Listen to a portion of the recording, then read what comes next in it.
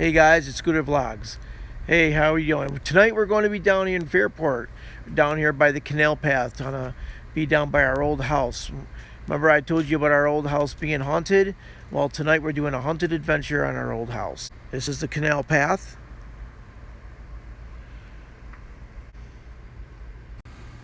Alright, so right now we're showing you another view of the canal, and then if we pan over here, we can show you, this is called the Box Factory. Now, this is not originally how the building looked. It's, since there was a fire many years ago, it's been rebuilt, but this is the location of a building that was called the Box Factory. Now, what was it, the DeLand Chemical? It was a DeLand chemical plant. You can see this building here that's called the Box Factory. Back in the day, back when the canal was being built, this actually was called the DeLand Chemical Factory. They made baking soda. I think they were like one of the first ever to make baking soda. Yeah. That was big here in Fairport, making baking soda. So that was the purpose of this building. And apparently there was a fire. And why we brought you here is because we wanted to give you an idea of what the story is about. Our house is up the street, and we really believe, and pretty much have the proof of it, that the little boy who had haunted our house, after doing research, we had found out that he had worked in the factory. I think back in those days children did work and do things like that. And he had perished in a fire. There was an explosion. And so we'll just leave you with that. We'll tell you the rest of the story when we go up where we used to live, but we just kind of wanted to give you an idea of how our house, why our house was haunted, and that this is probably where the story began. Okay guys, this is the original brick going all the way down here from the DeLand Chemical Company. Back in the days, this was the only freestanding brick from that fire that actually survived all these years. All right, right now, guys, we're walking down Liftbridge Lane. This is actually the road we used to live on. This is where our house was. The house that was haunted. I'm not going to actually show you the house because we found out that there is currently a family living there, and we want to respect their privacy, but we want to tell you the story of what happened to us when we lived there for 2 years, and we actually brought our teenage son with us. He is 17. He lived there I think we moved in when he was 15. And I think the experience in that house was probably the most traumatic for him. He's still trying to deal with some of the things he saw. It was really his first experiences with things of a paranormal nature, and it really affected him, and he still talks about it and recalls things exactly to the point. So we're going to talk to him in a few minutes when we get down near the end. All right, guys, we are just a little bit down the street from our old house. We're going to start here, and then we're going to work our way up to the front of the house. Again, we're not going to show it so we can keep the privacy of the current occupants, but we're going to walk down this little path here because there's actually been sightings of the little boy here as well. So this is kind of creepy. We thought we'd take you for a little walk down the path. It's really dark. Okay guys, this is the bridge that goes over the swamp in this area of the park. Do our best. Show you the bridge. Hopefully you can see it a Yeah, little bit. this is a bridge. Really Yeah, there you cool. go. We'll bring you back during the day and show you it during the day. It's really cool. See, this is the It goes all the bridge. way around. It goes all the way around. Actually, it goes around and then it goes like over that way. But for right now, see how the bridge. This is the bridge. Here. The sides. Crap, I'm already hearing noises. It's a frog, I think. So, anyways, but this is the bridge. I know you guys can't see much, but there's actually It's a really nice been bridge. a couple sightings here of the little boy, and it's hard because you guys can't tell, but this is just a short way down from where we used to live. Yeah, there's a bunch of weeds in here, and this is like a big, huge pond in here. All right, we have pulled up in front of our old house, and I have my son Drew in the back seat. I think you're just going to get a silhouette of him. That's about all he wants to offer right now, and that's his comfort zone, and I hear him, so we're just going to show you that. And basically, I think how we want to start out is just to kind of give you an idea of what we started to experience in the house. I honestly, when we first moved in, didn't notice anything weird. Eventually I did, but it wasn't something that was very apparent to me at first. Basically, one night I was in the living room watching TV, and I had noticed, I was starting to become increasingly irritated with Drew, because I noticed that instead of being up in his brand new big room that he was so excited to have, he was all of a sudden hanging around me all the time. And I thought, okay, that's weird for a 15-year-old to be downstairs with mom all the time. He didn't want to be up in his room, and he didn't want to tell me for a while. And then finally one night I got really upset and snapped at him, and he started to cry, and he got really upset. And he's like, Mom, he says, I have to tell you something. He says, you don't understand what's been going on. He says, Mom, I've been seeing stuff in the house that's really scaring me. And he's like, Mom, I'm telling you the truth. You've got to hear this. And then he told me that he had been seeing a young boy in the house, and some of the stuff that he told me he saw, I can totally understand why he didn't want to be anywhere near his room. And let me remind you guys, is the little boy that we're talking about is the same little boy. We assume there's very strong evidence from the research and we've done and the people we've spoken to, it's the same little boy that perished in the DeLand chemical factory fire many years ago. And we actually were able to bring up pictures of this little boy, and then my son knew it was him right away, with the exception of the fact that the little boy had been burned in a fire. So Drew, you can go ahead now, honey.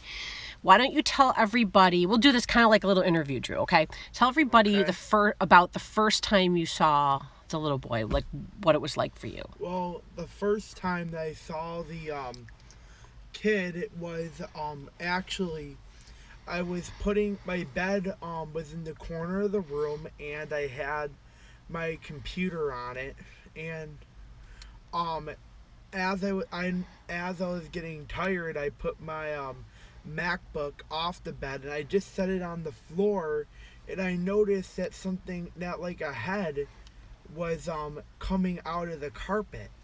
And then I look up, and then I see a boy's head sitting on the rug.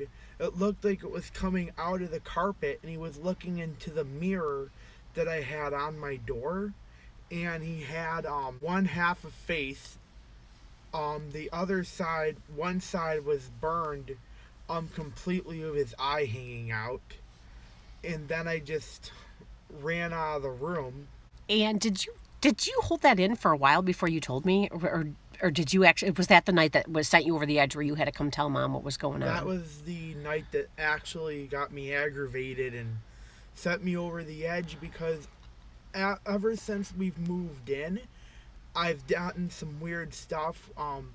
The hour after we moved in, I noticed some weird stuff, like with an energy. Then the same night, I went downstairs in the kitchen, and I heard footsteps in the hallway. But we used to hear a lot of that stuff. We heard footsteps and knocking, all kinds of stuff. I assumed it was just the house being old and all. Then I'd wake up the next morning, and my cell phone would be right next to me, and it would be downstairs.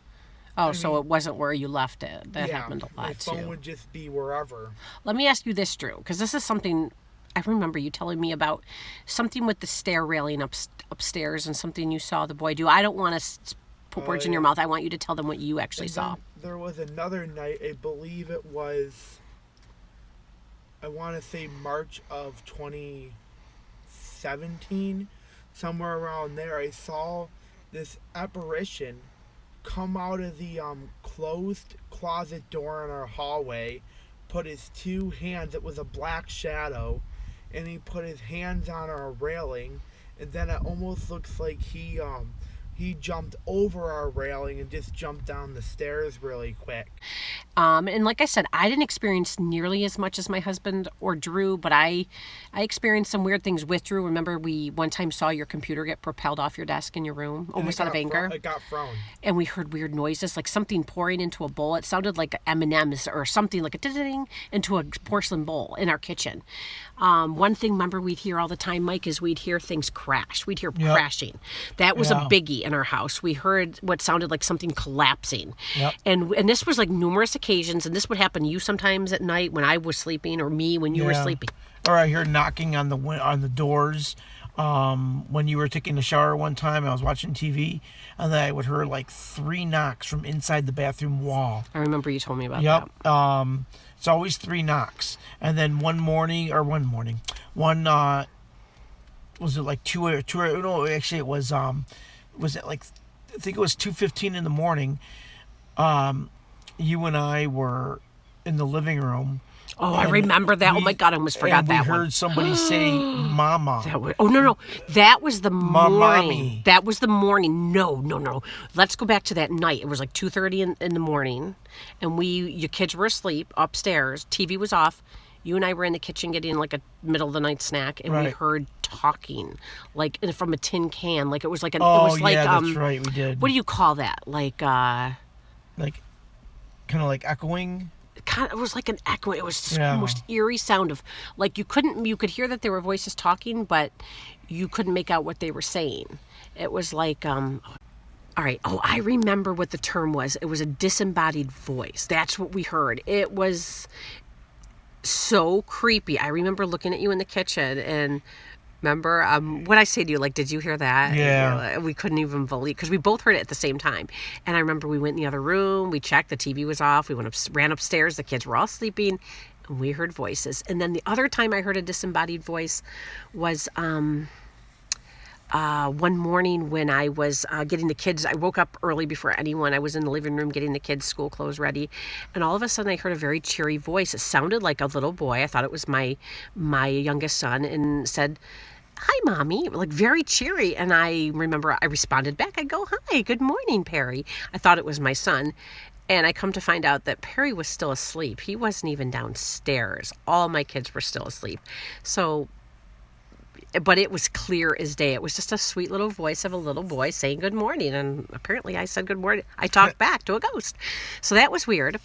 I remember seeing the apparition. I didn't actually see the little boy. I've never seen him like my son or my husband, but I saw his shadow of him like running. One time my boys were fighting and I had to like physically like get between them, and I saw literally the black shadow of him in a running position. Like he almost got scared. Yeah, I've and seen that frightened. before. But you've seen him, honey, right? You've seen him in the Yeah, backyard? I've seen him in the running position, opening up the front door, and I'll see him like in the running position and running down our hallway into the kitchen. Yeah. Yeah, I have. And I think, my other sons have seen him. I think the only one who never mentioned seeing anything, were my youngest daughter. I don't think she ever saw anything, but she would mention things to me that were weird, like, "Mommy, the living room light went off by itself," and she's like, "But I turned it back on." So little Yeah. things like that. So we were never comfortable in the house. We were just always on edge. Yeah. You just felt a heaviness in there that something was going on. All right, we're going to go back to you now, Drew. And we're probably going to have to do a part 2 on this because we're going to want to do the spirit session. So we're going to finish this with some questions for you, Drew, and then we'll do the spirit session, and we'll do a part 2 for everybody. All right, so some other stuff too that I've experienced, and for some reason this was also a big one, is every once in a while my friend would sometimes come over, and I've noticed that as I'm waiting for my friend to get to my house, there would always be some type of paranormal activity with water running, faucet after faucet. There was even one time, it was on my birthday, I was waiting for my friend to arrive, so I go up to my bedroom, and all 5 light bulbs from the ceiling fan were placed on my desk in a very organized fashion. I mean, it was so perfect, even I couldn't have gotten it that straight. So they were unscrewed and just laid there? I even saw That's so weird, Drew. That is so bizarre. I even saw the boy when I was actually writing my friend a birthday invitation. I sensed something was like not right, and I was very on edge, so I just look up, and across from the island table in our kitchen, I see the boy with the burned face and the eye coming out, and he was just staring at me, and he was not even see-through. And I just remember literally just That's so creepy. running out the door because I wasn't able to